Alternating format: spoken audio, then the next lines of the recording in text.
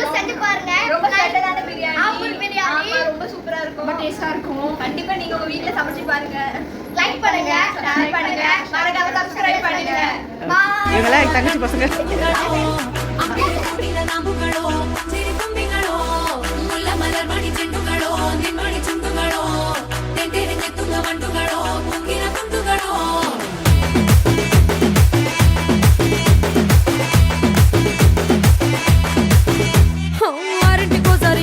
ఓసారి పావు తక్కువ 10ంటికోసారి పడుకుంటే ఓసారి మెల్కుంటే ఓసారి ఏమి తోసక కూసుంటే ఓసారి ఏలు నొక్కుతుంటే ఓసారి కాలు తొక్కుతుంటే ఓసారి నువ్వు పక్కనుంటే ప్రతి ఒక్కసారి వచ్చుండాయి